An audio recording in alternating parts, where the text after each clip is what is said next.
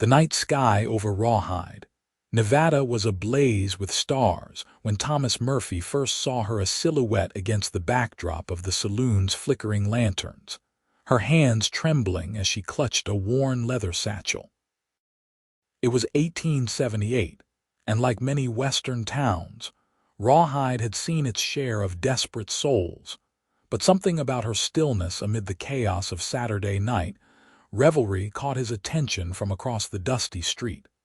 Thomas adjusted his Stetson, the brim casting a shadow over his weathered face. At 32, he'd lived enough to recognize someone running from something. He watched as she stepped back when a group of miners burst through the saloon doors, laughing and shouting. Her reaction was instinctive, a flinch that spoke volumes. He hadn't planned on approaching her. Rawhide was just another stop on his cattle drive to California, a place to rest before moving the herd west. But when she stumbled, nearly collapsing against the hitching post, something pulled him forward through the evening air. "Madam," he called softly, keeping his distance. "You look like you could use some help." She startled, eyes wide and wary beneath the dim glow of the lanterns. "I'm fine, thank you," she replied, but her voice cracked with the lie. "Name's Thomas Murphy," he said, stopping several feet away. "Most folks call me Tom. I don't mean to intrude, but there's a decent boarding house down the street if you need a place to stay. Mrs. Holloway runs it, good woman, fair prices." The stranger hesitated, shifting her weight from one foot to another. Thomas noticed her boots were expensive once but now worn through at the sides. Her dress was similarly fine but travel-stained and torn at the hem. "Jane," she finally offered. "Jane Nichols." "Pleasure to meet you, Miss Nichols," Thomas said with a slight nod. "Are you meeting someone in Rawhide?" Jane glanced nervously over her shoulder. "No, I'm just passing through." Her knuckles whitened around the handle of her satchel. Before Thomas could respond, a commotion erupted from the saloon. 3 men burst out onto the boardwalk, their voices raised in anger. Jane's face drained of color as she pressed herself against the wall of the building. "I believe I will take your suggestion about the boarding house," she whispered urgently. Thomas assessed the situation quickly. The men weren't looking their way, but Jane's reaction told him enough. "Follow me," he said quietly. "Stay close." He led her down a side alley away from the main street. Jane followed without question, her footsteps quick and light behind him. They emerged onto a quieter street lined with modest houses, a church at one end and the promised boarding house at the other. "Mrs. Holloway keeps a clean place," Thomas explained as they approached the 2-story building with its neat white curtains. "No questions asked as long as you pay in advance." Jane nodded, reaching into a hidden pocket in her skirt. "I have money." "I'll wait until you're settled. Make sure there's no trouble." Her eyes met his then, truly studying him for the first time. "Why would you help a stranger?" Thomas shrugged. "My mother raised me to believe that kindness costs nothing but means everything." Something in her expression softened just slightly. "Your mother sounds like a wise woman." "She was," he agreed simply. Mrs. Holloway answered the door on the second knock, her gray hair tucked neatly beneath a nightcap. She eyed them both critically before breaking into a warm smile at the sight of Thomas. "Mr. Murphy. Didn't expect to see you until you brought your herd through. What brings you to my door at this hour?" "Evening, Mrs. Holloway. This is Miss Nichols. She's in need of a room for the night." The older woman's gaze shifted to Jane, taking in her appearance with shrewd eyes that missed nothing. "Of course. I've got a nice room at the back. Quiet. $2 for the night, includes breakfast." Jane counted out the money with steady fingers that belied her earlier trembling. "Thank you." Mrs. Holloway pocketed the coins. "Follow me, dear, I'll show you up." Jane turned to Thomas. "Thank you, Mr. Murphy. I appreciate your kindness." He tipped his hat. "Get some rest, Miss Nichols. Rawhide's a decent town despite first appearances." She gave him a ghost of a smile before following Mrs. Holloway inside, the door closing firmly behind her. Thomas stood for a moment in the cool night air, staring at the closed door. Something about Jane Nichols stirred his protective instincts. He'd seen fear before in the eyes of soldiers during the war, in cattle facing slaughter, in green cowboys during their first stampede, but hers was different. It was the fear of someone who'd seen the worst of humanity and expected to see it again at any moment. He shook his head and turned back toward the livery where he'd left his horse. His foreman, Eddie Wilkins, could handle the cattle for another day or two. Thomas had planned to stay in town briefly to negotiate passage rights through a stretch of difficult terrain ahead. But now, he felt an unexpected reluctance to leave. As he walked, he glanced back at the boarding house, noticing a shadow in the upper window. Jane, looking out at the night, her silhouette rigid with vigilance. The next morning dawned clear and bright, the desert air crisp with the promise of heat to come. Thomas met with the local landowner, securing permission to drive his cattle across a crucial stretch of land with good water access. Business concluded more quickly than expected. He found himself with time to spare before rejoining his herd. His boots carried him back to Mrs. Holloway's boarding house almost of their own accord. He told himself he was simply checking on the stranger he'd helped, making sure she'd settled in all right. Mrs. Holloway was sweeping the front porch when he arrived. "She's around back," the woman said without preamble, gesturing with her broom. "Garden, looking pale as a ghost this morning, barely touched my flapjacks." She clucked her tongue. "That girl's carrying troubles, Mr. Murphy." "Seems that way," he agreed, circling around to the small garden behind the house. Jane sat on a weathered bench beneath an apple tree, staring at nothing. In the daylight, Thomas could see her more clearly, chestnut hair pulled back in a simple knot, skin fair but sunburned across her nose and cheeks, suggesting recent time outdoors. She was younger than he'd first thought, perhaps 25 or so, and there was a delicate quality to her features that spoke of genteel upbringing. She didn't notice him until he deliberately scuffed his boot against the ground. Her head snapped up, hand flying to her throat before recognition dawned. "Mr. Murphy. Miss Nichols. Thought I'd check in, see if you needed anything." She smoothed her skirts, composing herself. "That's very kind but unnecessary. I'm quite capable of looking after myself." Thomas nodded. "Never doubted it. Just offering neighborly assistance in a strange town." Jane studied him, wariness battling with something that might have been loneliness in her eyes. "Do you live in Rawhide?" "No, madam. Just passing through with a herd of cattle, heading to California." "You're a cowboy, then?" It wasn't a question, but there was no disdain in her voice, just simple assessment. "Trail boss," he corrected with a slight smile. "Got 20 men and 2,000 head of cattle camped about 10 miles east." She glanced toward the horizon as if she might see this impressive caravan. "That sounds peaceful in its way." Thomas couldn't help the laugh that escaped him. Peaceful isn't the word most would use. Dusty, dangerous, exhausting, those come to mind first. A small smile curved her lips, the first genuine one he'd seen. "Yet you do it. It's a living. A good one if you don't mind hard work and sleeping under stars."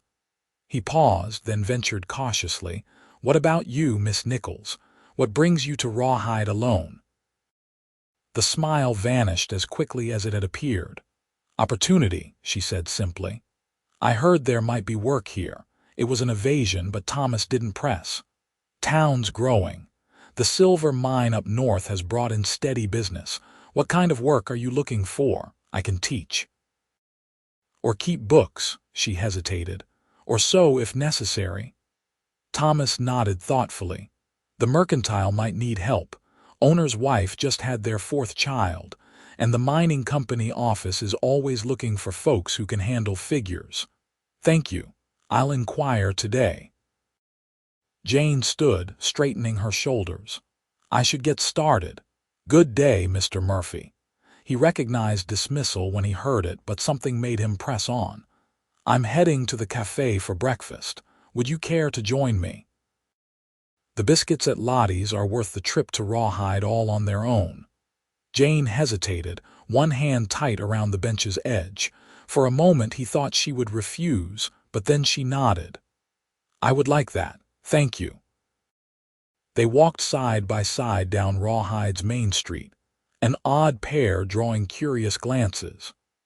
Thomas nodded to acquaintances but kept conversation light, sensing Jane's discomfort with attention.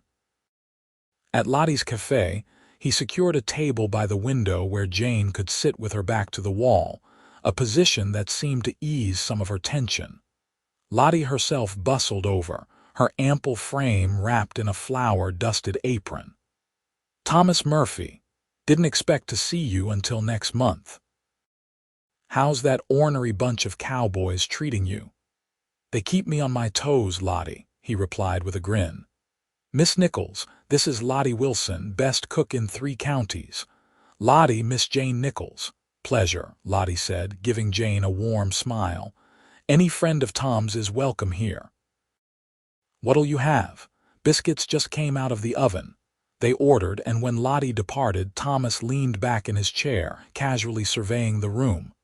So, teaching, he said, returning to their earlier conversation. Where did you teach before? Jane tensed. Boston, originally, then St. Louis, long way from home. Home is a relative concept, Mr. Murphy, he nodded, recognizing the boundary she was setting. True enough. I haven't called anywhere home since Virginia before the war. Her eyes flickered with interest. You fought Confederate cavalry. Not something I'm particularly proud of these days, but I was young and fool-headed. He shrugged. The West offered a fresh start. No one much cares which side you fought for when you're facing a stampede or a drought. Jane's hands wrapped around her coffee cup. A fresh start, she repeated softly. That's what I'm seeking as well. Before he could respond, the cafe door banged open. 3 men entered, trail dusty and loud. Jane's reaction was immediate. She froze, eyes fixed on her cup, body rigid. Thomas turned slightly, assessing the newcomers with a practiced eye. Trail hands by the look of them, probably from one of the outfits passing through. Friends of yours? He asked quietly. Jane shook her head minutely. No, I just don't care for loud disruptions. It was more than that, but Thomas didn't challenge her. Instead, he shifted his chair slightly, positioning himself to block her from the men's line of sight. Tell me about Boston, he suggested, deliberately changing the subject. Never been east of the Mississippi myself. Gradually, as the men settled at a distant table, Jane relaxed enough to speak. She described cobblestone streets and grand libraries, theaters and lecture halls. Her knowledge and passion for literature revealed itself as she spoke of favorite authors Emerson, Thoreau, Austen, the Brontes. You've had quite an education, Thomas observed. My father believed in education for women, she replied. He taught at Harvard before he died. I'm sorry for your loss, she nodded, a shadow crossing her face. It was some years ago now. Their conversation continued, careful but increasingly comfortable. Thomas found himself charmed by her quick mind and the occasional glimpses of dry humor that emerged when she momentarily forgot her caution. In turn, he shared stories of cattle drives and frontier towns, the characters he'd met and landscapes he'd crossed. By the time they finished eating, the 3 men had departed, and Jane had agreed to let Thomas accompany her to the mercantile to inquire about work. To his surprise, the owner, Harold Jenkins, was indeed looking for help, his wife overwhelmed with their newborn. Can you start tomorrow? Jenkins asked after a brief interview where Jane demonstrated her neat handwriting and quick calculations. 6 days a week, 8 to 6 with Sundays off. $5 a week, plus a 10% discount on goods. Yes, I can start tomorrow. Thank you, Mr. Jenkins. Jane's relief was palpable. Outside, she turned to Thomas with genuine warmth. It seems I'm in your debt again, Mr. Murphy. Your suggestion was perfect. Just good luck, he demurred. Jenkins is fair. You'll do well there. They stood awkwardly for a moment, the natural conclusion of their time together approaching but neither quite ready to part.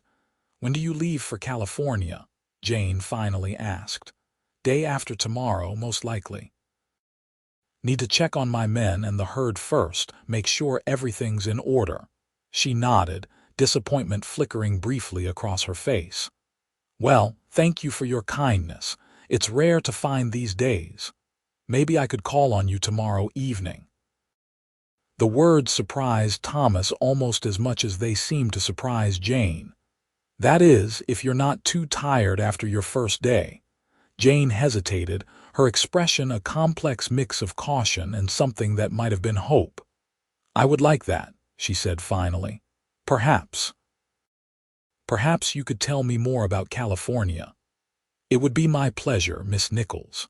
As promised, Thomas rode out to check on his cattle that afternoon. The herd was doing well, grazing on decent grass in a valley east of town. His foreman, Eddie, had everything under control but was clearly curious about his boss's extended stay in town. Found something interesting in Rawhide, have you? Eddie asked as they sat by the campfire that evening. Thomas poked at the flames with a stick. Someone, he admitted. A lady in need of some help. Eddie raised his eyebrows but knew better than to tease. In the 15 years they'd worked together, he'd never seen Thomas show more than passing interest in any woman. Must be quite a lady. She's different, Thomas said, unsure how to explain the pull he felt toward Jane. Educated. Been through something tough, I think, though she doesn't talk about it. Careful there, Eddie warned gently. Folks running from something often bring trouble with them. Thomas nodded, acknowledging the wisdom. I know. Just want to make sure she's settled before we move on. Eddie studied him over the rim of his coffee cup. You sure that's all it is? Thomas had no answer. He'd asked himself the same question repeatedly since meeting Jane Nichols. At 32, he'd long ago accepted that his life would be the trail, the cattle, the endless horizon. Women occasionally warmed his bed in trail towns, but none had ever tempted him to linger. Until now. The next evening found Thomas back in Rawhide, freshly shaved and wearing his least worn shirt. He'd left Eddie with instructions to prepare for departure the following day, ignoring his foreman's knowing smile. Jane was just leaving the mercantile when he arrived. Her face lit up at the sight of him, then quickly composed itself into a more reserved expression.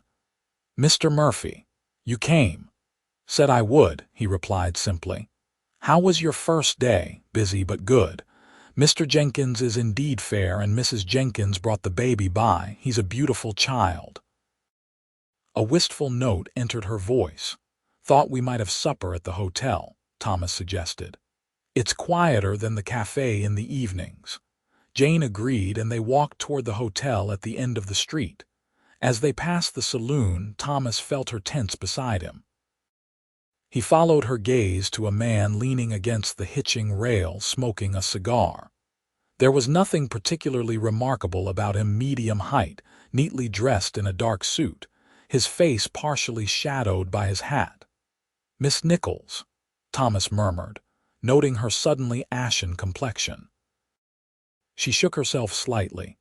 I'm fine, just thought I recognized someone. I was mistaken. Thomas wasn't convinced but didn't press. Instead, he gently guided her past the saloon, positioning himself between her and the stranger. The man paid them no attention, continuing to smoke and stare out at the street. At the hotel dining room, Thomas secured a corner table. Once seated, Jane seemed to relax gradually, though her eyes darted to the door whenever it opened. "Tell me about California," she requested, echoing her words from the previous day. "What's it like?" Thomas described the fertile valleys and towering mountains, the fog-shrouded coastline and the bustling city of San Francisco. "It's a place of contradictions," he explained.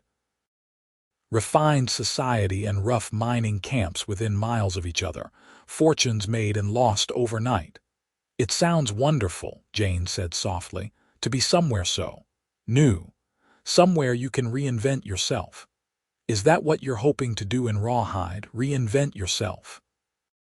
She traced the pattern on the tablecloth with one finger. "Perhaps, or just exist quietly for a while." Their conversation meandered through safer topics, books they'd read, places they'd seen, childhood memories Jane was willing to share. Thomas found himself laughing more than he had in years, drawn to her quick wit and the way her entire face transformed when she smiled genuinely. "You should do that more often," he said after one such smile. "Do what?" "Smile like you mean it, like you've forgotten to be afraid." Jane's expression sobered immediately. "I'm not afraid, aren't you?" The words were gentle, not challenging. She looked away. "We all have reasons for caution, Mr. Murphy." "Tom," he corrected. "After 2 days of meals together, I think you can call me Tom." A slight smile returned. "Tom, then, and I suppose you should call me Jane." "Jane," he repeated, liking the way it felt on his tongue. "I'd like to see you again, after California." Surprise flickered across her face. "You're coming back to Rawhide, in about 2 months. The drive should be done by then, and I'll be heading back this way." Hope and hesitation warred in her expression. 2 months is a long time, not so long in the scheme of things. Thomas leaned forward slightly. "Unless you're planning to move on." "No," she said after a moment. "No, I think Rawhide will suit me just fine." They finished their meal and walked slowly back toward Mrs. Holloway's boarding house. The night was cool, stars brilliant overhead, the street quieter now as most businesses closed for the evening. At the boarding house gate, Jane turned to face him. "Thank you for dinner and for everything else." "My pleasure." Thomas hesitated, then added, "If you need anything, Eddie Wilkins at the Broken Spoke Ranch knows how to reach me. He's a good man." Jane nodded. "I'll remember that." She extended her hand formally. "Safe travels to California, Tom." Instead of shaking it, Thomas raised her hand to his lips, brushing a gentle kiss across her knuckles. "Until I return, Jane." A blush spread across her cheeks, visible even in the dim light from the boarding house windows. For a moment, they stood connected, something unspoken passing between them. Then Jane withdrew her hand and hurried up the path, pausing at the door to look back once before disappearing inside. Thomas stood for a long moment, memorizing the image of her in the doorway. Then he turned and walked back toward the livery where his horse waited, his mind already calculating how quickly he could complete the drive to California and return to Rawhide. The next 2 months passed in a blur of dust, cattle, and endless miles. Thomas drove his men harder than usual, eager to reach their destination and conclude their business. Eddie noticed, but said nothing, understanding without being told that his boss's thoughts were often back in Rawhide. When they finally delivered the herd and collected their payment, Thomas surprised everyone by immediately planning the return journey instead of taking the customary week of rest in San Francisco. "Got somewhere important to be?" Eddie asked as they rode east. Thomas adjusted his hat against the setting sun. "Maybe." Eddie grinned. "Must be quite a lady." "I honestly don't know," Thomas admitted, "but I aim to find out." They made good time returning, pushing through long days in the saddle. As they approached Rawhide, Thomas felt an unfamiliar nervousness.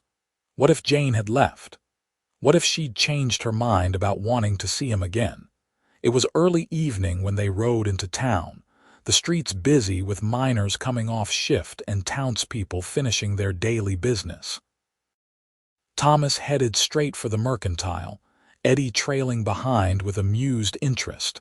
Jenkins looked up from his ledger as they entered. "Murphy, heard you made good time to California, looking for supplies already." "Actually," Thomas removed his hat, suddenly feeling awkward. "I was wondering if Miss Nichols was still working for you." Jenkins's expression shifted subtly. "She is, been a godsend, that one. Organized my entire inventory system, increased profits by 15%. He hesitated. "She's not here, though.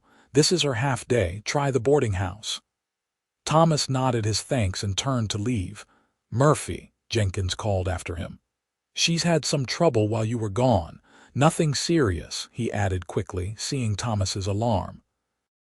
"Just some fellow asking questions about her. Made her nervous. Might want to tread careful." Thomas's protective instincts flared. "What kind of questions? What fellow?" "Eastern type. Well-dressed. Said he was her cousin, looking to reconnect. She told Mrs. Holloway she has no cousins." Jenkins shrugged. "He left town after a few days. Haven't seen him since." Thomas exchanged a look with Eddie, who nodded slightly. "I'll check the saloon, see what I can learn," his foreman offered.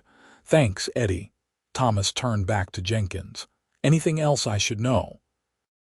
The shopkeeper considered. "She's well-liked, works hard, keeps to herself. Rented a small cabin on the edge of town last month, said the boarding house was too noisy." He gave directions, then added, "She's been teaching some of the miners' children to read in the evenings. Got quite a following." This detail made Thomas smile, imagining Jane surrounded by eager children. He thanked Jenkins again and headed for the cabin, his nervousness now mixed with concern. Who was looking for her, and why? The cabin sat on the western edge of town, a small, neat structure with a freshly swept porch and curtains in the windows. A thin curl of smoke rose from the chimney against the darkening sky. Thomas approached slowly, not wanting to startle her. Before he could knock, the door opened. Jane stood framed in the doorway, a book in one hand. She froze at the sight of him, her eyes widening. "Tom." "Hello, Jane." He removed his hat, suddenly uncertain. "I hope I'm not intruding." For a heartbeat, she didn't move. Then the book tumbled from her fingers as she rushed forward, surprising them both by throwing her arms around him. Thomas embraced her instinctively, the feel of her in his arms both strange and somehow perfectly right. She pulled back almost immediately, composing herself with visible effort. "I'm sorry, that was improper. I just didn't expect." She stopped, color rising in her cheeks. "Would you like to come in?" The cabin's interior was spare but comfortable, a small table with 2 chairs, a rocking chair by the stone fireplace, a narrow bed in the corner with a colorful quilt. Books were stacked everywhere, some from the mercantile's limited selection, others clearly treasured possessions she'd brought with her. "It's not much," Jane said, watching him survey the space, "but it's private." "It's perfect," Thomas replied honestly. "Looks like you've settled in well." She smiled, more freely than he remembered. "I have, surprisingly. Rawhide has been good to me." She gestured to the table. "Would you like some coffee? I was just about to make some." They sat across from each other, the familiarity of 2 months ago returning quickly. Jane asked about California, and Thomas shared stories from the trail, making her laugh with tales of the cook's terrible biscuits and a young cowhand's first encounter with a grizzly. As they talked, he noted subtle changes in her. She seemed more relaxed, less guarded, though occasional shadows still passed behind her eyes. Her hands were slightly roughened now from work, and her skin had darkened from the Nevada sun. She'd made herself a home here, he realized, and the knowledge pleased him deeply. I heard someone was asking about you, he said finally, when there was a natural lull in the conversation. Jane's smile faded. News travels fast in small towns. Are you in trouble, Jane? She looked down at her hands. Not the kind you're thinking. Then what kind? Jane was silent for a long moment. When she looked up, there was resolve in her eyes. I was married, she said finally. In St. Louis, my husband was not a kind man. Thomas felt a cold anger begin to unfurl in his chest. Did he hurt you? Yes. The word was simple but laden with pain.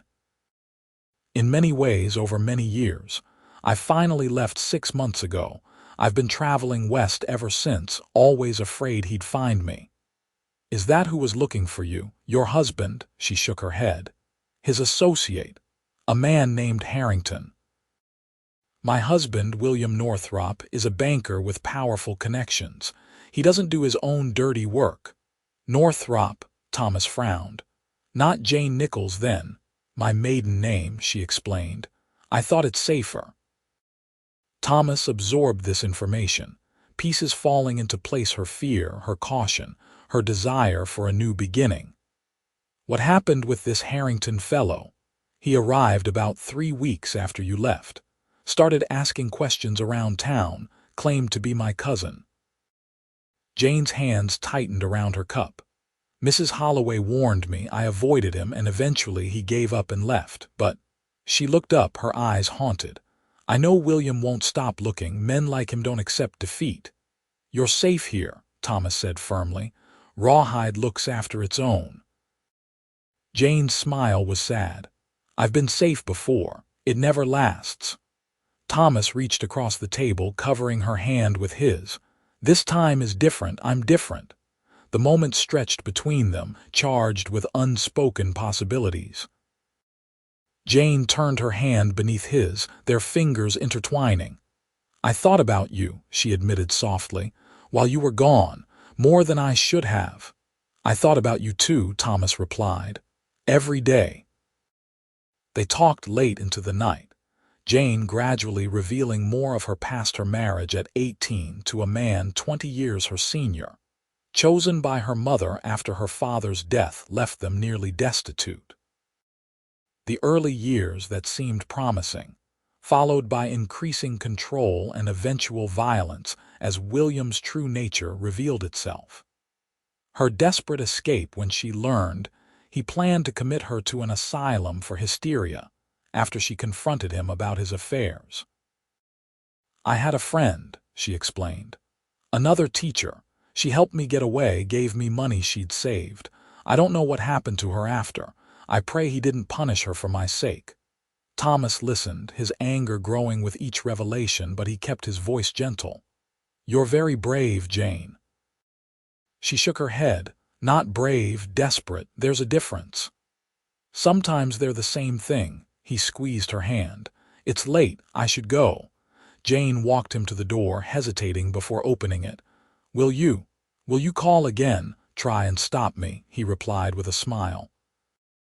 I'm not going anywhere this time, not for a while at least. Relief washed across her face. I'm glad. He wanted to kiss her then, the urge nearly overwhelming, but he held back, sensing she wasn't ready. Instead, he touched her cheek gently, a promise in the gesture. Good night, Jane. Good night, Tom. Over the next few weeks, Thomas became a regular visitor at Jane's cabin. Sometimes they shared meals, other times they simply talked or read companionably by the fire. He met her students, a motley group of children ranging from 5 to 15, and watched with admiration as she transformed their boisterous energy into genuine learning. Word spread that Thomas Murphy had essentially taken up residence in Rawhide, and speculation ran rampant about his relationship with the quiet schoolteacher.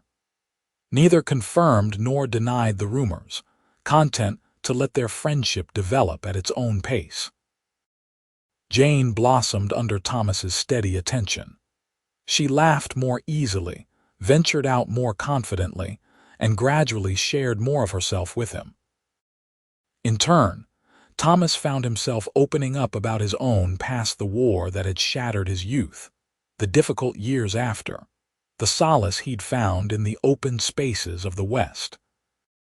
One evening in late autumn, they walked along the creek that ran behind her cabin, enjoying the crisp air and the golden light of sunset on the cottonwoods. "I've been thinking," Thomas said as they paused on a small footbridge. "The broken spoke needs someone to keep the books, handle correspondence. Eddie's been after me to hire someone for years." Jane looked at him quizzically. "Are you offering me a job, in a manner of speaking?" He took a deep breath. "The ranch is 30 miles south. Good land, good water. I've built a decent house there. Tom, I'm not asking you to make any decisions now," he hurried on. "Just think about it. You'd have your own room, complete privacy, and if someday you wanted more than friendship, well." He trailed off, suddenly uncertain. Jane was quiet for a long moment, watching the water flow beneath them. "I care for you," she finally said. "More than I thought possible, but I'm still married, Tom. In the eyes of the law, I belong to William." "You belong to no one but yourself," Thomas countered firmly. "As for the law, there are ways. Divorce is possible in Nevada, especially on grounds of cruelty." Hope flickered in her eyes, quickly replaced by fear. "If I file for divorce, he'll know where I am. He'll come for me." Thomas took her hands in his. "Let him come, I'll be waiting." Later that night, Thomas was awakened by a knock on his hotel room door. He opened it to find Eddie, expression grim. "Ryder just came in from Carson City," his foreman said without preamble. "Been asking about a woman matching Jane's description, showing a photograph, offering a reward." Thomas felt cold dread settle in his stomach. "William Northrop," Eddie nodded. "Said he's her husband, that she's mentally unstable and ran away from treatment. Sounds convincing from what I heard. He's staying at the Carson City Grand Hotel, but word is he'll be heading this way tomorrow." Thomas grabbed his shirt, mind racing. "Get the horses ready. We need to warn Jane." The night was cold and clear as they rode to Jane's cabin, stars hard as diamonds overhead. No light showed in her windows, but Thomas knocked anyway, urgently. She appeared moments later, wrapped in a shawl, hair loose around her shoulders. One look at his face told her everything. "He's coming," she whispered. "Tomorrow, most likely. We need to get you somewhere safe." Jane closed her eyes briefly. "There is nowhere safe, Tom, not from William." "The ranch," Thomas insisted. "It's remote, defensible. He won't find you there." She shook her head. "I'm tired of running, so tired." "Jane, no." Her voice was suddenly firm. "I've been running for 6 months. Every time I start to feel safe to build something, I have to leave it behind. I can't do it anymore." She straightened her shoulders. "I'll face him on my terms." Thomas stared at her, seeing the determination beneath her fear. "You don't have to face him alone." "I know." She reached for his hand. "That's why I think I can do it." They spent the night planning. Eddie rode back to town to alert Sheriff Davis, a taciturn but fair-minded man who had taken a liking to Jane. Thomas sent a messenger to Judge Wilson in Silver Creek, requesting an emergency hearing. By dawn, they had the outlines of a strategy. Jane insisted on continuing her normal routine. "If I hide, it only confirms his story that I'm unstable," she reasoned. "I need the town to see me as I am competent, calm." Thomas argued but eventually conceded, though he refused to leave her side. They walked to the mercantile together, ignoring the curious glances of early risers. Jenkins, already informed of the situation, greeted them with grim solidarity.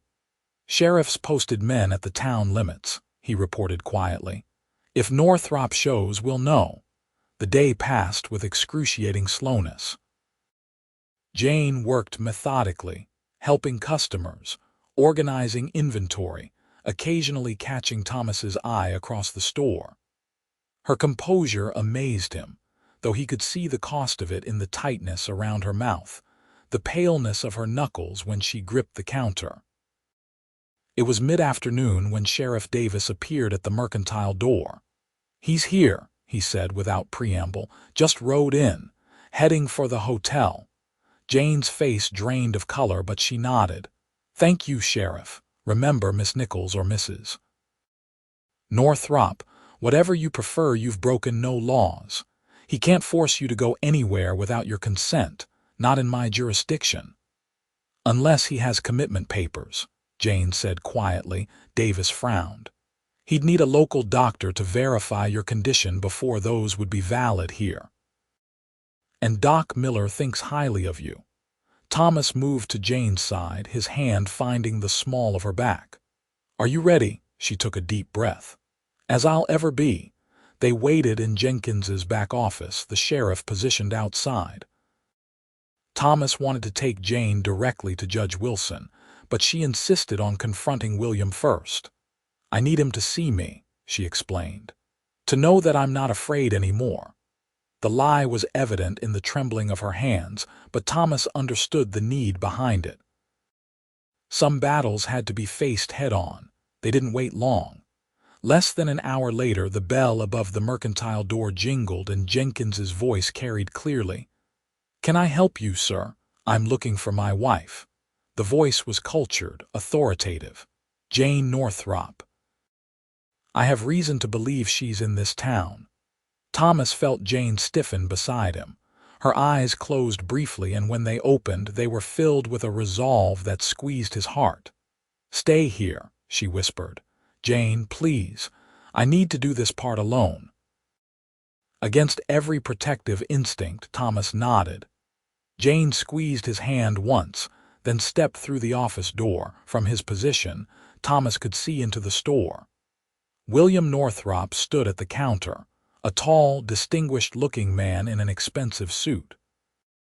His silver-streaked dark hair was immaculately groomed, his posture commanding.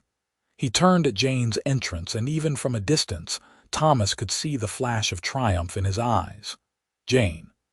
The word was spoken almost tenderly, belied by the hardness beneath. "My dear, I've been so worried." Jane remained near the door, her back straight. "Hello, William. You look well." Northrop took a step toward her. "Better than when you left. The fresh air agrees with you." "Freedom agrees with me," Jane replied, her voice steady. Northrop's smile tightened. "You're not well, Jane. You know that. These delusions of persecution. The doctors said it would get worse without treatment. The only delusion was believing you ever cared for me." Jane's hands were fisted in her skirts, but her voice didn't waver. "I'm not going back with you, William." His expression hardened. "Don't be foolish. You're my wife. Your place is with me." "My place is wherever I choose it to be." Jane took a deep breath. "I've filed for divorce. Judge Wilson in Silver Creek has granted a hearing tomorrow morning." Rage flashed across Northrop's face, quickly controlled. "On what grounds, pray tell?" "Cruelty." Jane's voice dropped slightly. "I have documentation. Letters from Dr. Reynolds about my injuries. Testimony from our housekeeper about your treatment of me. Lies and exaggerations." Northrop's voice remained calm, but Thomas could see the tension in his shoulders. "You were always prone to hysteria, my dear, making mountains of molehills. Was I making a mountain of the night you broke my wrist because dinner was cold?" Jane's voice rose slightly. "Or when you locked me in the cellar for 3 days for speaking to a male customer at the store? Or perhaps when you threatened to have me committed if I didn't provide you with a child, knowing full well the doctors said I couldn't carry one?" Each accusation hit like a physical blow. Thomas gripped the doorframe, restraining himself from rushing into the room. This was Jane's battle, he reminded himself. Her moment. Northrop glanced around, noting Jenkins's horrified expression and the sheriff's hard gaze. His charm resurfaced instantly. Jane has always had a vivid imagination. It's part of her illness. These fantasies, They're not fantasies. Jane stepped forward, pushing up her sleeve to reveal a jagged scar along her forearm. You did this with a letter opener when I asked about the perfume on your collar. She turned to the sheriff. I have more scars, Sheriff Davis. Some visible, some not. Northrop's facade cracked slightly. You ungrateful, he caught himself, smoothing his expression. Jane, please. Whatever grievances you think you have, we can discuss them privately, as husband and wife. There's nothing to discuss. Jane's voice was calm but firm. Our marriage is over. The hearing is tomorrow at 9. You're welcome to attend and contest it, but I should warn you Judge Wilson doesn't look kindly on men who beat their wives. Thomas could see the calculation in Northrop's eyes, the weighing of options. This is absurd. I have friends in Nevada, important friends. This backwater judge has been corresponding with the governor about domestic violence cases, Sheriff Davis interjected mildly. The governor's sister was killed by her husband last year. He's taken a personal interest. Northrop's confidence visibly faltered. He turned back to Jane, his voice lowering. You think this will end well for you? A woman alone with no money, no connections. How long before your friends here tire of your burdens? She's not alone. Thomas couldn't stay silent any longer. He stepped from the office, moving to Jane's side. And she never will be again. Northrop assessed him coldly. And who might you be, Thomas Murphy? I own the Broken Spoke Ranch south of here. Ah, Northrop's smile was venomous. I see. You found yourself a protector, Jane. How convenient for you both. Mr. Murphy is a friend, Jane said firmly. One of many I've made here, people who value me for myself, not as a possession. A friend? Northrop's laugh was ugly. Is that what they call it these days? Tell me, Mr. Murphy, are you enjoying my wife's friendship? Her talents in the bedroom are limited, I warn you, though perhaps you found ways to improve her education. Thomas moved forward, rage boiling in his veins, but Jane's hand on his arm stopped him. That's enough, William, she said, her voice icy.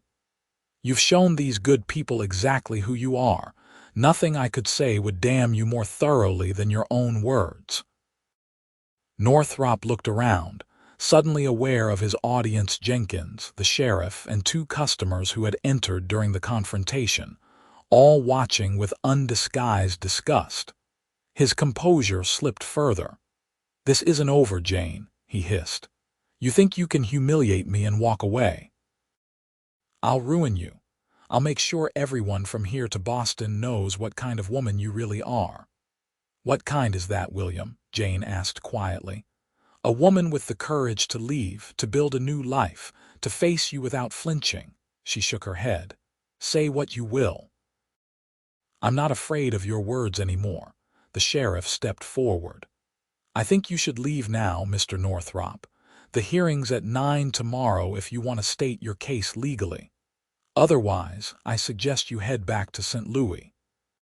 For a moment, it seemed Northrop might argue, but something in Davis's expression convinced him otherwise. This is a temporary setback, Jane, he said, adjusting his jacket. I'll see you in court. He stalked out, the bell jangling discordantly behind him. In the silence that followed, Jane remained standing, her face composed though her hands shook violently. Thomas gently led her to a chair, kneeling beside her. You did it, he said softly. You faced him. Yes.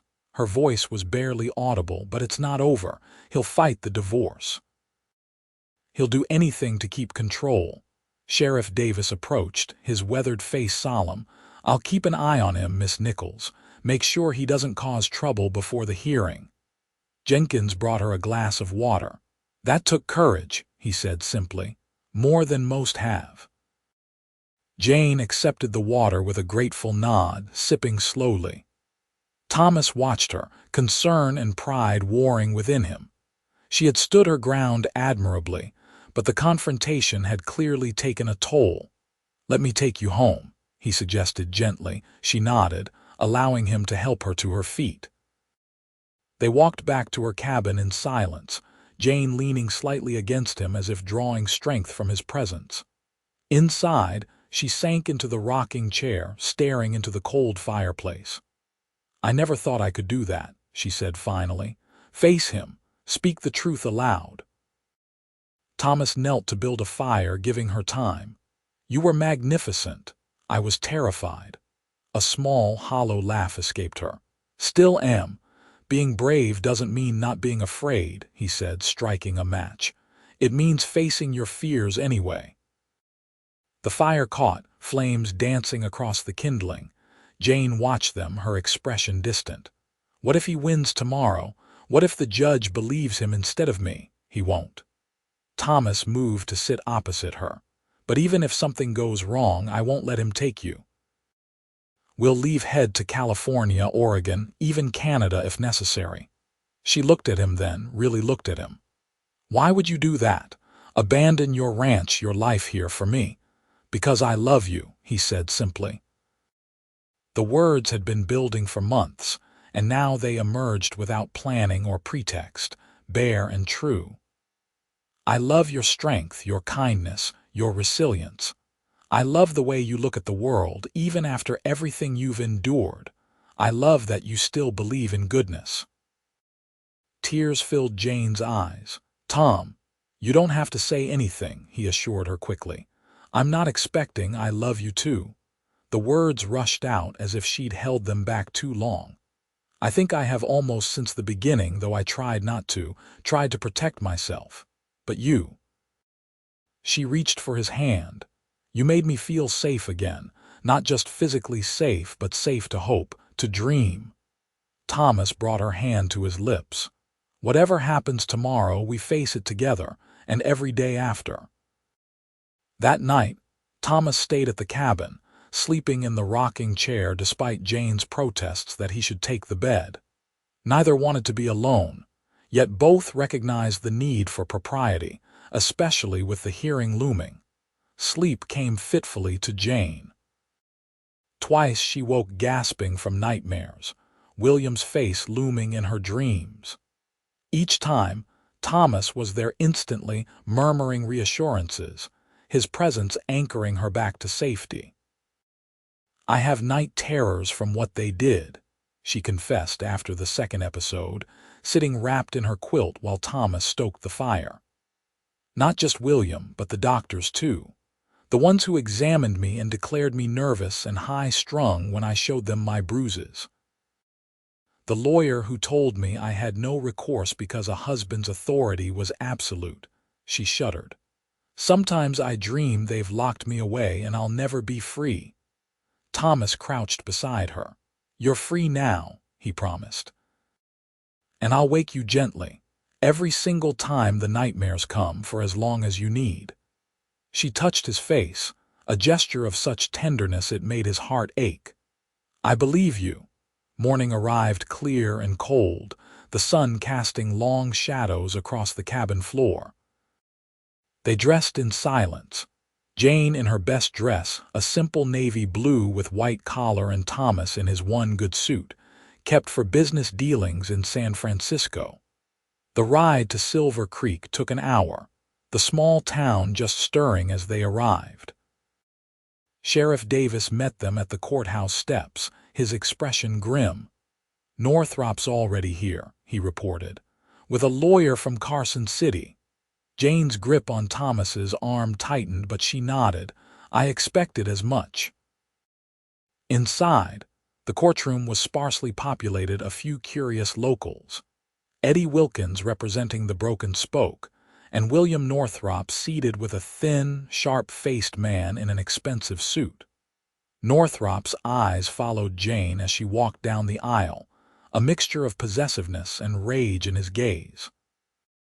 Judge Wilson entered, a white-haired man with penetrating blue eyes and a reputation for fairness. He surveyed the room briefly before taking his seat.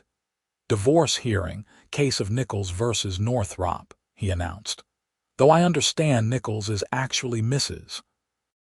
Northrop's maiden name, which she has resumed using." He peered at Jane over his spectacles. "Is that correct, madam?" "Yes, Your Honor," Jane replied, her voice steady. "Very well. I've reviewed the petition filed yesterday. Serious allegations." He turned to Northrop. "The respondent is present with counsel." Northrop's lawyer stood. "Clarence Whitfield, representing William Northrop. We categorically deny the petitioner's claims and furthermore contend that she is not of sound mind to seek this dissolution." "Bold claim," Wilson remarked dryly. "Evidence." "Mr. Northrop has documentation from reputable physicians in St. Louis diagnosing his wife with nervous hysteria and recommending treatment." Whitfield presented several papers. "She fled this treatment, Your Honor, in a delusional state." Judge Wilson examined the papers. "I see." "And the petitioner's evidence of cruelty." Jane stood, surprisingly calm. "I have letters from Dr. James Reynolds, who treated injuries inflicted by my husband on multiple occasions." She presented her own documents. "Also a sworn statement from our housekeeper, Margaret Simmons, who witnessed Mr. Northrop's violence firsthand." The judge read through both sets of papers carefully, his expression giving nothing away.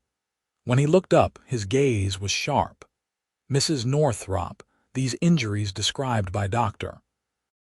Reynolds, a broken wrist, 3 cracked ribs, numerous contusions, were they indeed inflicted by your husband?" "Yes, Your Honor."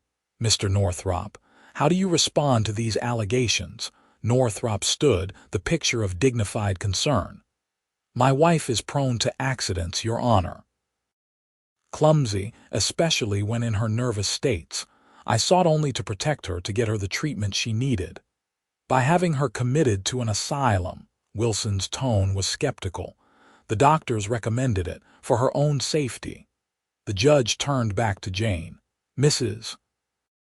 Northrop, do you have any witnesses to your character here in Nevada? People who can speak to your mental state since arriving?" "Several, Your Honor. Mr. Harold Jenkins, who employs me at the Mercantile. Mrs. Holloway, who rented me rooms. Sheriff Davis of Rawhide. And—" She hesitated briefly. "Mr. Thomas Murphy." Wilson nodded. "Let's hear from them." One by one, Jane's witnesses testified to her competence, her reliability, her gentle nature with children. Jenkins praised her business acumen, Mrs. Holloway her courtesy and tidiness, Sheriff Davis her law-abiding conduct. When Thomas's turn came, he spoke simply of her courage and dignity in the face of adversity. Throughout the testimonies, Northrop sat impassively, occasionally whispering to his lawyer. Only when Thomas spoke did his mask slip, revealing the anger beneath. When the witnesses finished, Wilson removed his spectacles, polishing them thoughtfully. "I've heard enough to make a determination," he announced. "The evidence of physical cruelty is substantial and corroborated. The claims of mental instability, however, are supported only by diagnoses that, frankly, appear motivated by the respondent's desire to control rather than treat."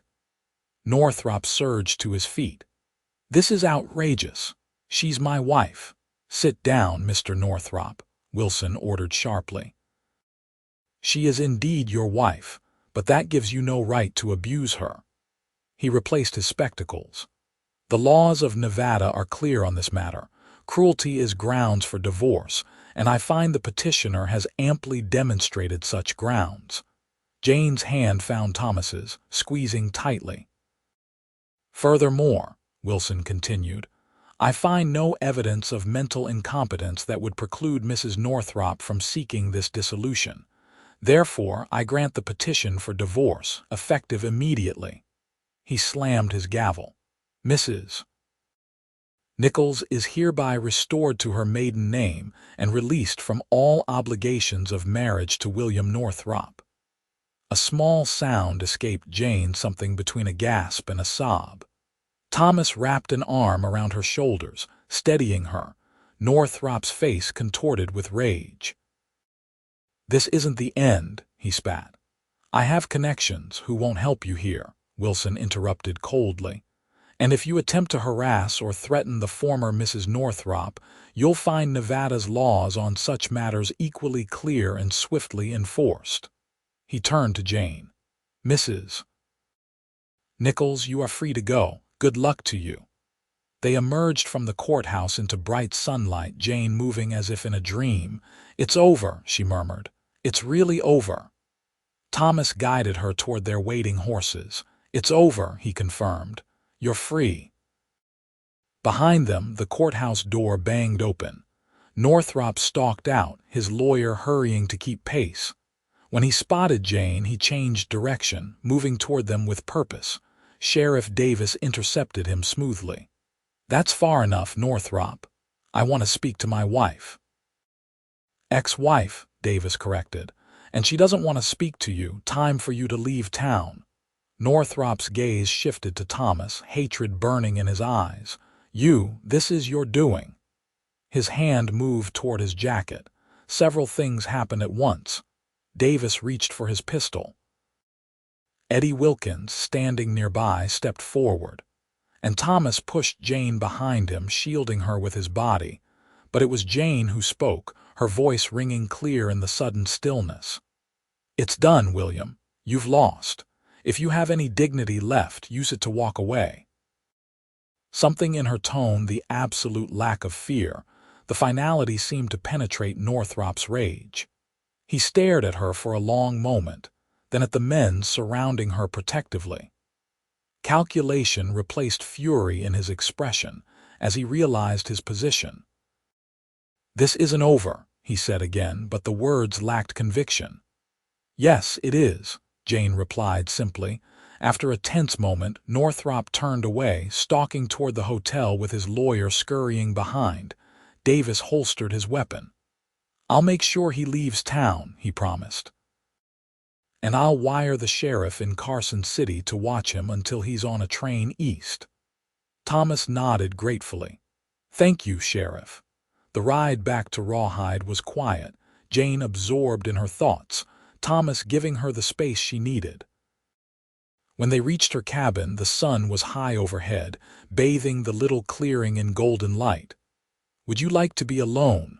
Thomas asked as he helped her down from her horse. Jane shook her head. No, not now. She looked up at him, wonder in her eyes. I'm free, Tom. Truly free for the first time since I was 18. Yes, you are, he smiled down at her. The question is, what does Jane Nichols want to do with her freedom? She considered this, head tilted slightly. First, I think I'd like to be kissed by the man I love, if he's willing. Thomas's heart soared. He's very willing, he murmured, drawing her close. Their first kiss was gentle, tentative, a question and answer between them. The second was deeper, more certain, a promise exchanged without words. When they finally parted, both were breathless. I've wanted to do that for a very long time, Thomas admitted, resting his forehead against hers. So have I. Jane's smile was radiant. And now we can, whenever we wish. They spent the day together, talking, planning, simply enjoying their newfound freedom to be together openly. Thomas spoke of the ranch, of the life they could build there if she wanted. Jane shared her dreams of continuing to teach, perhaps starting a proper school someday. We could do both, Thomas suggested. The ranch house has plenty of room. And there are children nearby who could use proper schooling. Jane's eyes lit up at the possibility. You wouldn't mind having a school on your property. Our property, he corrected gently. And no, I wouldn't mind at all. As evening approached, Thomas reluctantly prepared to leave. I should let you rest, he said, though he was loath to part from her. Jane walked him to the door, then paused, her hand on his arm. Stay, she said softly. Not for that, not yet, but I don't want to be alone tonight, and I don't want to dream of him. Thomas searched her face, finding only certainty there. Are you sure? I've never been more sure of anything. She squeezed his hand. I trust you, Tom, completely. That night they lay together in her narrow bed, fully clothed, Thomas's arms around Jane as she nestled against his chest. It was innocent yet profoundly intimate, a sharing of space and breath and warmth that transcended physical desire. "I never thought I could be this happy," Jane whispered into the darkness. "Never believed it was possible." Thomas pressed a kiss to her hair. "It's just the beginning," he promised. "Just the beginning of everything." When the nightmare came in the small hours before dawn, Jane woke with a stifled cry, her body rigid with remembered terror. Thomas woke her gently, his voice a low, soothing murmur in the darkness. "I'm here," he assured her. "You're safe. He can't hurt you anymore."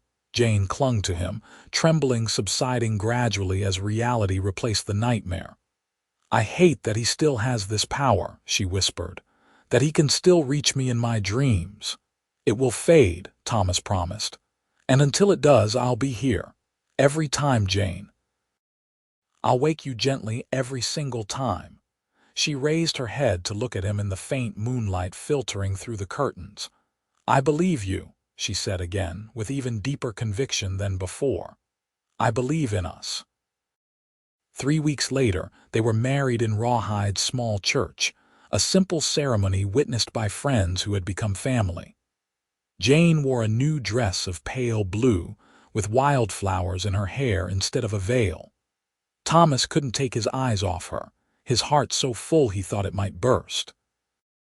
Judge Wilson performed the ceremony, having come specifically from Silver Creek at Sheriff Davis's request. His words were traditional, but delivered with genuine warmth, an acknowledgement of the journey that had brought them to this point. "I now pronounce you husband and wife," he declared finally. "What God has joined together, let no man put asunder." Thomas kissed his bride to the cheers of their friends, and in that moment the past seemed to fall away completely, leaving only the bright promise of their future. They moved to the ranch the following day, Jane marveling at the sprawling house Thomas had built years ago with a family in mind, a dream he'd almost abandoned before meeting her.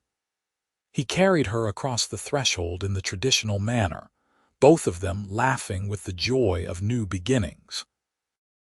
That night, in the privacy of their bedroom, they came together as husband and wife, Thomas's gentleness and patience easing Jane's lingering fears. What began in tenderness ended in passion, a discovering of each other that left them both breathless and wondering. "I never knew it could be like this," Jane whispered afterward, curled against him in the big feather bed. "So beautiful." Thomas held her close, amazed by the gift of her trust, her love. "This is how it should always have been for you," he said softly. "This is what love truly means." The nightmares didn't disappear immediately. They came less frequently as weeks passed, but when they did, Thomas was always there, waking her with gentle words and tender touches, holding her until the fear subsided. Jane threw herself into creating a home and establishing her school, converting the ranch's unused bunkhouse into a classroom for the children of neighboring ranches and farms.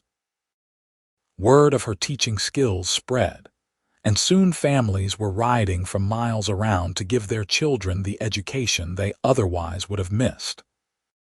Thomas watched her flourish with pride and joy, amazed at the transformation from the frightened woman he'd first met to the confident teacher and loving wife who now shared his life.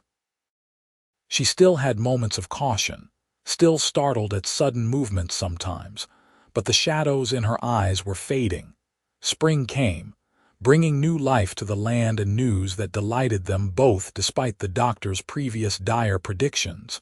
Jane was expecting their child. "Are you happy?" Thomas asked, holding her close after she told him, concern mixing with his joy. The doctor in St. Louis was William's friend and said what William wanted to hear, Jane interrupted firmly. "The new doctor in Rawhide says I'm perfectly healthy and there's no reason to expect anything but a normal pregnancy." She placed his hand on her still flat stomach. Our child, Tom. A new beginning. Thomas's eyes filled with tears.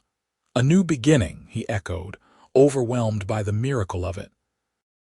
The pregnancy progressed well, Jane glowing with health and happiness. She continued teaching until the last months, when Thomas insisted she rest more, bringing her books and papers instead of allowing her to make the daily journey to the schoolhouse. "You're fussing," she accused, though her smile took any sting from the words. "Protecting my family," he corrected, kissing her forehead. "My right as a husband, if I recall the ceremony correctly." Jane laughed, pulling him down beside her on the porch swing. "Your right and your privilege," she agreed, resting her head on his shoulder. "Though I'm hardly fragile." "You're the strongest person I know," Thomas said truthfully. "Doesn't mean I can't try to make things easier for you." They sat together as the sun set over their land, contentment surrounding them like a warm blanket. Neither could have imagined such peace 2 years earlier, Jane trapped in a nightmare of a marriage, Thomas resigned to a solitary life on the trail. "You ever think about him?" Thomas asked suddenly, the question escaping before he could reconsider it. Jane didn't pretend to misunderstand. "Sometimes," she admitted. "Less and less, though. He feels distant now, like a character in someone else's story." Thomas nodded, relieved. The specter of William Northrop had faded from their lives completely after Sheriff Davis confirmed he had returned to St. Louis. There had been no further attempts at contact, no threats, no disturbances of their peace. "I think about what might have happened if I hadn't stopped in Rawhide that night," Thomas mused. "If I'd ridden straight through to California without a break." Jane took his hand, interlacing their fingers. "I don't believe we would have missed each other," she said simply. "Some things are meant to be, Tom. Some souls are meant to find each other no matter what." He kissed her then, gentle and reverent, marveling at the wisdom and faith in her words. "I believe you're right," he murmured against her lips. "Some souls are meant to find each other." Their son was born in the early hours of a crisp autumn morning, arriving with a lusty cry that announced his presence to the world. Thomas paced outside the bedroom during the labor, deaf to Eddie's attempts at distraction, his entire being focused on the sounds from within Jane's determined efforts, the midwife's encouraging words. When the cry came, he froze mid-stride, heart pounding. Moments later the door opened and the midwife beckoned him in, her wrinkled face split with a broad smile. "A fine, healthy boy," she announced, "and your wife is doing wonderfully."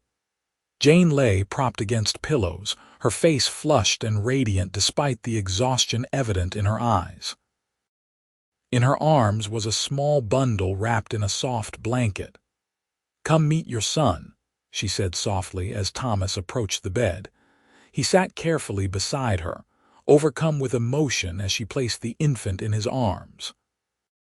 The baby had a shock of dark hair, and when he briefly opened his eyes, revealed they were the same deep blue as Jane's. "He's perfect," Thomas whispered, a tear sliding down his cheek. "Absolutely perfect." They named him James Thomas Murphy after Jane's father and his own. Little Jamie, as they called him, thrived under the love of his parents and the doting attention of the entire ranch community. Eddie Wilkins appointed himself honorary uncle, bringing carved wooden toys and telling wildly inappropriate stories that Thomas pretended not to hear. As Jamie grew, Jane's nightmares became increasingly rare. When they did come, Thomas was always there, waking her gently, holding her close until the fear subsided. But now there was joy to replace the terror, their son sleeping peacefully in his cradle, their home warm and secure around them, their love a fortress against the shadows of the past. On Jamie's first birthday, they hosted a gathering for friends and neighbors, the ranch house filled with laughter and conversation. Jane moved through the crowd with confidence, her son on her hip, her smile bright and uninhibited. Watching her, Thomas felt his heart might burst with pride and love. Late that evening, after the guests had departed and Jamie was asleep, they sat together on the porch, a blanket wrapped around them against the autumn chill. "Happy?" Thomas asked, his arm around her shoulders. Jane leaned into him, her head resting in the familiar hollow of his shoulder. "Completely," she replied. "More than I ever dreamed possible." They sat in comfortable silence, watching the stars emerge in the vast Nevada sky. After a while, Jane spoke again, her voice thoughtful. "You know, sometimes I think about that first night in Rawhide, how afraid I was, how certain that I would never be truly safe again." She turned to look at him, her eyes reflecting the starlight. "You changed everything, Tom, not just by protecting me, but by believing in me. By showing me I was worthy of love." Thomas cradled her face in his hands. "You were always worthy," he said softly. "Always strong, always remarkable. I just had the great good fortune to be the man who found you." "We found each other," Jane corrected gently. "Two souls meant to meet, remember?" "I remember." He kissed her, a kiss full of gratitude and promise. "And I thank God for it every day." Inside the house, Jamie made a small sound in his sleep. Both parents listened, smiles exchanged in the darkness when he settled again without waking. "Our son will never know fear like I did," Jane murmured, determination in her voice. "He'll grow up knowing only love and security." "And adventure," Thomas added, "and books, thanks to his mother, and horses, thanks to his father." "And the value of kindness," Jane continued. "The importance of helping others who need it." Thomas nodded, thinking of the frightened young woman he'd approached on a dusty street 2 years earlier. Sometimes the smallest kindnesses change everything. Later, as they prepared for bed, Jane paused at the window, looking out at the moonlit landscape of their ranch, the silver-washed corrals, the shadowy outlines of barn and bunkhouse, the distant mountains like guardians on the horizon. "I never imagined I could be this happy," she said, echoing words she'd spoken on their first night together. "Never believed life could be this good." Thomas wrapped his arms around her from behind, drawing her against his chest. "This is just the beginning," he promised, repeating his own words from that night. "Just the beginning of everything."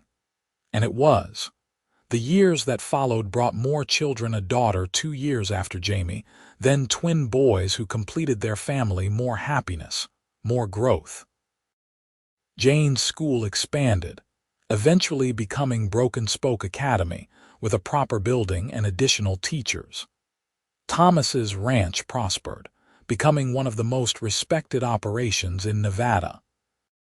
They faced challenges together: drought years, economic downturns, childhood illnesses, but always as partners, their love deepening with each obstacle overcome.